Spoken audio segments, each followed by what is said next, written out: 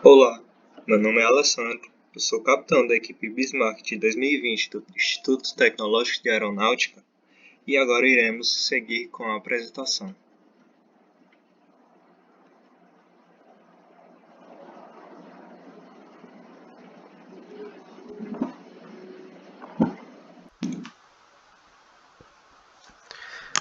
Olá, meu nome é Pedro e eu vou ajudar a apresentar o projeto da equipe Bismarck 2020. Começando com o projeto conceitual, a equipe se adequou aos requisitos impostos pelo regulamento: decolar em não mais de 50 metros, realizar alijamento de carga paga-lápis, que não pode utilizar exclusivamente a ação da gravidade. A aeronave deve ser desmontável e caber desmontada numa caixa de volume igual ou inferior a 0,036 metros cúbicos. Além destes, foram propostos outros requisitos, como cumprir o necessário para a bonificação de tempo, ou seja, desmontagem em tempo inferior a 120 segundos. Autonomia para 150 segundos de voo na altitude e densidade considerada, visando a segurança. O emprego de grupo motopropulsor já analisado pela Aerodesign Item túnel de vento em anos anteriores, dada a impossibilidade de se realizarem novos ensaios nos túneis de vento do Instituto durante a pandemia. A estrutura das asas deve apresentar margem de segurança de não menos de 10%, quando submetida às cargas prescritas em normas internacionais. E a estabilidade estática e dinâmica em todas as etapas de voo, além de máximo de 2 parafusos por encaixe entre peças desmontáveis. Com os requisitos definidos, a equipe analisou uma série de configurações e optou por fim pela convencional. Foi então realizada uma varredura por diversas combinações de dimensões para definir a forma em planta. A equipe seguiu então para a determinação da posição do centro de massa, de acordo com os requisitos de margem estática e dimensionamento estrutural. As últimas análises, o cálculo de arrasto parasita e a verificação de estabilidade dinâmica puderam então ser feitas. O projeto não contou com ensaios, devido à pandemia. O projeto sofreu uma série de influências dos projetos dos anos anteriores, dentre as quais destacam-se: o desenho estrutural foi influenciado pela introdução de longarinas de tubo de carbono no projeto de ano passado, ao invés de longarinas de caixão de balsa e de vinicião. A porta do compartimento de carga foi alterada de uma porta de borracha para uma porta maciça, de acordo com o aprendizado do ano anterior. E por fim, a junção da asa na fuselagem foi alterada de uma junção através de nervura para uma fixação na longarina, garantindo melhor estabilidade estrutural.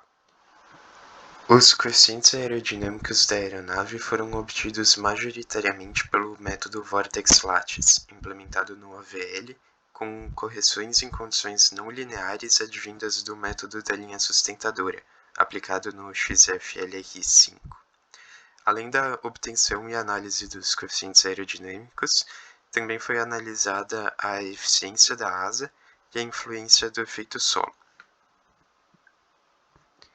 Para o cálculo do arrasto parasita, foi utilizada a metodologia CBM, contabilizando as contribuições de diferentes componentes da aeronave.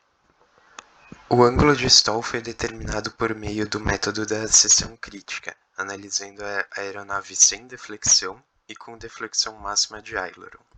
Concluiu-se que o stall começa na raiz da asa, garantindo a funcionalidade dos ailerons em todas as condições de voo. Além disso, mesmo na condição de stall da asa, o estabilizador horizontal está longe de atingir o stall, garantindo o controle de airfagem da aeronave. Para o paraquedas extrator, foi projetado um paraquedas semi-elipsoidal com 12 painéis de nylon, dimensionado para a carga lápis máxima. O valor utilizado de CD do paraquedas foi obtido por meio de experimentos realizados pela equipe de 2019, com um paraquedas de mesmo formato e em condições semelhantes. O objetivo da análise de desempenho foi selecionar um sistema motopropulsivo que garanta, em todos os estágios, o cumprimento da missão, e foi baseado no K-prop com correção por rede neural. O motor analisado foi o mesmo testado em túnel de vento em anos anteriores, que apresentou as curvas de tração mais satisfatórias do gráfico apresentado. E, por isso, foi selecionado dentre os disponíveis e de fácil acesso para compor o sistema motopropulsivo. Nota-se também que uma hélice maior implica em necessidade de aumentar a altura da fuselagem ou do trem de pouso e, assim, maior massa total da aeronave. Logo, escolheu-se a menor hélice que atenda aos requisitos. Com o sistema motopropulsivo definido, a carga requerida da bateria pode ser estimada. Também foi necessário prever a carga paga para cada estágio da missão. Historicamente, a equipe tem usado os valores da norma FAR 23. Percebe-se que os estágios de missão limite são o pouso, limite inferior, a linha preta mais baixa, e a decolagem, o limite superior, que depende da eficiência estrutural, representado pela linha azul superior. Portanto, as cargas pagas que permitem a decolagem e o pouso garantem, com boa margem de segurança, os outros estágios. A fim de aumentar a segurança em voo e não perder muita eficiência da aeronave, as análises posteriores sobre cruzeiro, curva, alijamento, subida, planeio, pouso e decolagem foram conduzidas sob uma margem estática de 15%, dentro do previsto pelo relatório de projeto de 8 a 15%. Também foi calculado o tempo total da missão LAPIS a fim de evitar um possível esgotamento da carga da bateria durante o voo. O circuito geral do voo está descrito no slide. Foram estimadas as distâncias para o caso de maior consumo e impotência máxima da bateria. A distância de decolagem foi superestimada para garantir uma boa margem de segurança. No entanto, não foi considerada a distância de pouso, pois o motor estará em marcha lenta e o consumo da bateria será desprezível em relação aos outros estágios. Supôs-se que a aeronave estará com velocidade de cruzeiro em todos os estágios. No total, obteve-se um tempo de voo de 65,37 segundos, o que limita inferiormente a autonomia da bateria. Os dados de consumo de energia demonstraram também que é possível realizar uma arremetida e uma segunda tentativa de pouso, caso necessário. Fornece-se também um panorama geral acerca do desempenho em cada estágio da missão. É necessário voar num intervalo de velocidades, tal que a potência disponível, a curva azul, seja maior que a potência requerida, curva vermelha. Verifica-se que as velocidades em todas as etapas do voo, bem como as velocidades de stall e mergulho, estão nesse intervalo.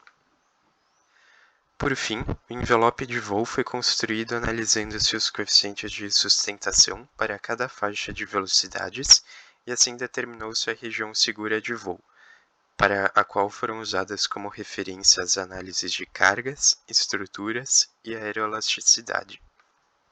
A análise de cargas foi feita utilizando-se da FAR 23 e, considerando que ela é conservadora para os objetivos de competição, analisamos a aeronave em situações de stall, cruzeiro, recuperação de mergulho e velocidade de manobra com deflexão máxima do leme. Dessa forma, determinamos que as condições críticas para a asa e estabilizador horizontal é a de recuperação de mergulho, quanto para o estabilizador vertical é a manobra com deflexão máxima. Agora para a análise dos momentos na superfície de controle. Ao considerarmos as regiões seguras no envelope de voo, percebemos que o servo escolhido é suficiente para garantir a controlabilidade em todo o voo. Para a análise aeroelástica, utilizou-se da teoria da seção típica no domínio do tempo. A partir de um modelo contendo 2 graus de liberdade, o plunge, que é a flexão vertical na asa, e o pitch, que é a torção da asa, e considerando a velocidade de mergulho como pior caso, confirmamos que a aeronave encontra-se fora do perigo de sofrer inversão de controle, flutter, divergência e sem problemas quanto à resposta da aeronave a rajadas. Alguns dos conceitos dos anos anteriores influenciaram nas escolhas estruturais da aeronave atual, tais como o tail boom, os estabilizadores horizontais, a longarina de tubo de carbono, o trem de pouso principal de compósito em fibra de vidro com núcleo de vinicel e as rodas de nylon. Mas para esse ano, as longarinas dos estabilizadores também serão de tubo de carbono. Vale lembrar que os componentes foram todos analisados por elementos finitos, e para fins de segurança estrutural, um requisito mínimo de 20% para a margem de segurança foi estabelecido. A área de estabilidade e controle visou a simplicidade de análise e eventual construção. Assim, o estabilizador vertical tem a mesma forma de uma semi-envergadura do estabilizador horizontal. Essa simplificação foi feita verificando-se a estabilidade. As empenagens são inteiramente móveis.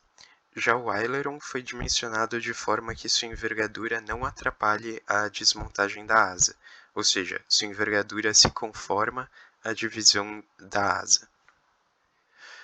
Como na aerodinâmica, a análise de estabilidade foi conduzida majoritariamente no AVL. Além da estabilidade estática, verificaram-se os modos de oscilação. A aeronave é dinamicamente estável, exceto pelo modo espiral, que apresenta leve instabilidade. A equipe julga que essa instabilidade possa ser facilmente compensada por controles do piloto.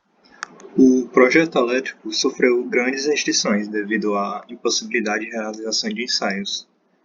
Dessa forma, escolheram-se componentes dentre aqueles já testados e validados nos anos anteriores.